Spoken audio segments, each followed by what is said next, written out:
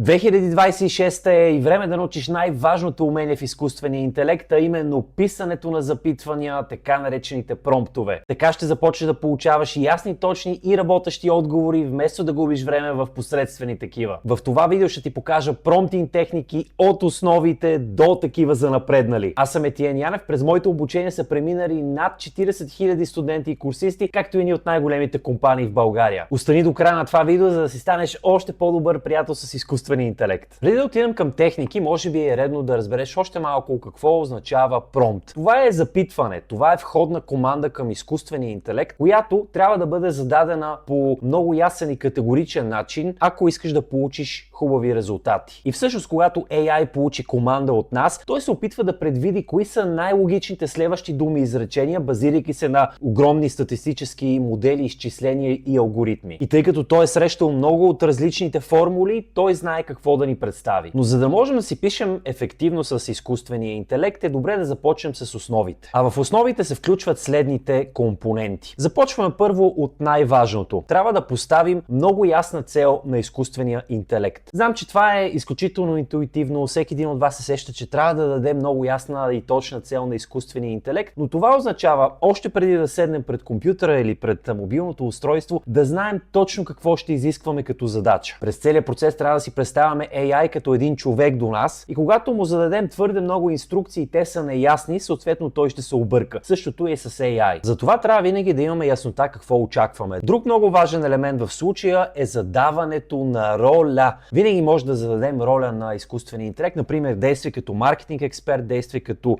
експерт по писане на проекти, действие като менеджер и така нататък. Давайки роля, ние всъщност насочваме всичките знания на изкуствения интелект и му даваме определени характеристики. Всъщност даваме му длъжностна характеристика и той започва да действа спрямо нея. Тъй като AI има огромен обем от информация, след като му дадем роля, той някак се мобилизира и активизира. И всъщност може да отидем и още по-далеч, да му кажем, че има 10 години опит, че е носител на награди Грами, че има Нобелова награда и така нататък. Това оставям на вашата креативност. Следващ изключително важен елемент е контекста. Това е всичко, което изкуственият интелект не знае, а имате вие във вашите глави. Контекстът, това е допълнителната информация, която е необходима за разрешаване на задачата. Например, искате да създадете маркетингова стратегия. То в случая в контекста трябва да му дадете коя е компанията, какви са ви целите за тази кампания, какво искате да се случва в тази кампания, основните активности и така нататък. Ако пък искате да напишете есе, в контекста трябва да му напишете къде ще представяте това есе, кои да са основните герои,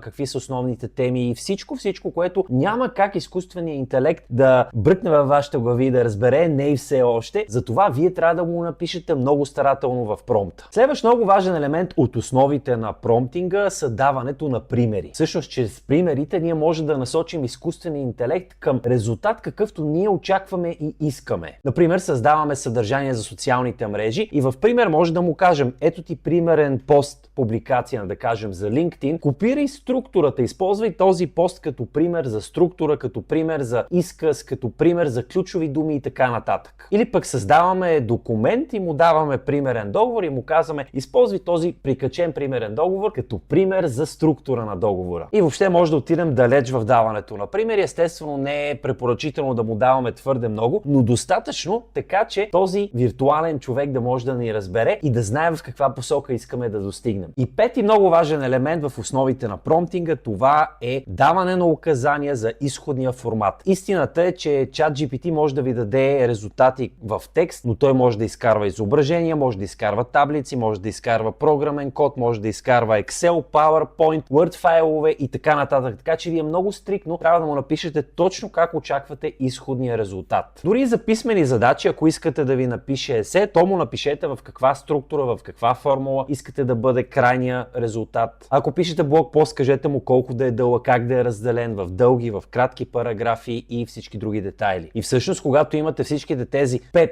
много важни компонента, а именно даване на задача, роля, контекст, примери и изходен формат, то вие сте няколко крачки вече напред в създаването на качествен промпт, който да ви дава много по-добри резултати. Преди обаче да премина към техниките за по-напреднали, искам да ти кажа няколко думи за една страхотна възможност. Става въпрос за общността от 0 до AI герой. Това е общност, в която сме над 170 50 човека, хора като теб, които се интересуват от изкуствения интелект, които искат заедно да вървим напред, да научаваме всичко ново и по-важното, да научаваме онези неща, които наистина работят и да ги обясняваме на човешки език. Това е много важно правило в общността. Така че независимо дали си начинаещ или напреднал, в нашата общност ще намериш всичко необходимо. Така че ако искаш да се регистрираш в общността, ще оставя линк в описание, както и в първия коментар. Сега е време да погледнем техниките за промптинг за по-напреднали. Ще ви кажа кои са те, как се казват и така нататък. Започваме с една, която би трябвало вече да я разбирате, а именно Role Prompting. В нея, в целия промпт се фокусираме върху това да дадем много ясна роля на изкуствения интелект, като тук дори може малко повече да задълбаем. Например, да му кажем, че освен, че има опит, да му обясним точно какви умения има. Например, ако ще пишем блог статия, да му кажем, че е добър в оптимизацията за търсещите машини, като Google, да му кажем, че пише на изключително грамотен български език, използва кратки изречения и така нататък. Тоест всички детайли, които са свързани с неговата роля, цяла длъжностна характеристика и така той да влезе и да изпълнява тази роля. Следващата техника е Few Shot Prompting. При нея запомнете следното нещо. В промпта даваме няколко примера за крайен резултат. Да кажем, имаме промпт, при който искаме да напишем заглавие на нашия блог пост и му казваме: ето ти 5 примерни заглавия, които аз харесвам като структура, като дължина. Напиши ми още 5 подобни. Това е много важно при Few Shot Prompting. Така изкуственият интелект се научава още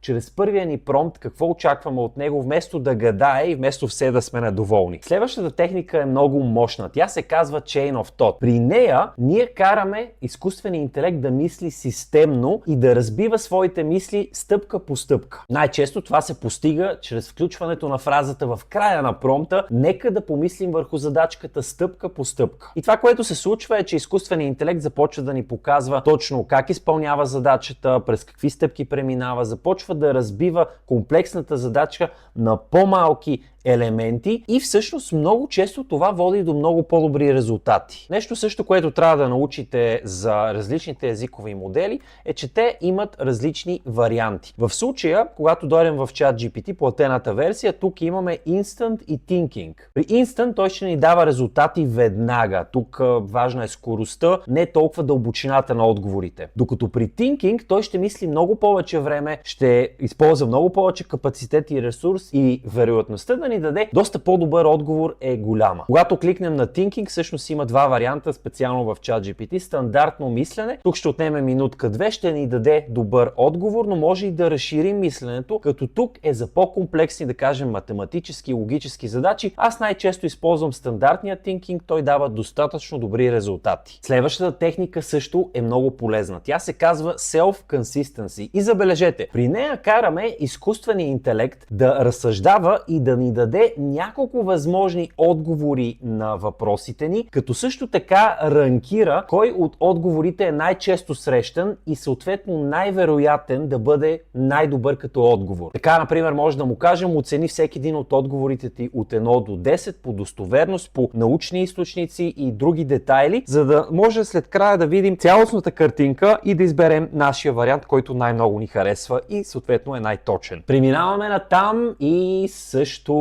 много работеща техника Least to Most Prompting. При нея разбиваме големия проблем на малки подпроблеми, на малки подзадачи и след това ги разрешаваме последователно. Например, искаме да създадем стратегия за YouTube канал. Вместо да му кажем създай цялостната стратегия, ние ще разбием на малки задачки, на малки подпроблеми. Ще започнем от името, темата, гостите, които ще каним, начина, по който ще структурираме нашия YouTube канал и ще започнем елемент по елемент да подреждаме, докато стигнем до цялостната картина. И всъщност това е много важен съвет, който силно се надявам да запомните. Езиковите модели работят много добре, когато вървим стъпка по стъпка. При това на по-малки стъпки, на английски може да го кажем baby steps, бебешки стъпки. Затова вместо да му кажем отиди, направи анализ, след това изкарай в табличен вид, направи формула, качи го в екселска таблица, направи стратегия и така нататък, по-добре стъпка по стъпка, защото и по този начин ще имаме влияние и поглед поглед върху целия процес. И в края на видеото една бонус техника, която се казва метапромптинг. Нея ще запомните много лесно, защото при нея се прави следното. Давате на изкуствения интелект сам да си напише заданието, сам да си напише промпта. С други думи, описвате му какво искате да постигнете, а в края му казвате: сега разпиши подробен промпт, който да ти дам и след това ти да изпълниш задачата по най-добрия начин. Така ChatGPT или Gemini ще ви дадат един изключително подробен промпт, който вие да разгледате, да одобрите и след това да продължите напред. Това беше всичко, което исках да ви покажа в това видео. Разбира се, има още промптинг техники. Ако искате да направим част 2, оставете ми коментар. А ако искате още полезни видеа, задължително се абонирайте за този канал, ударете камбанката и гледайте някои от тези видеа, които също YouTube ще ви предложи. Чао и до скоро!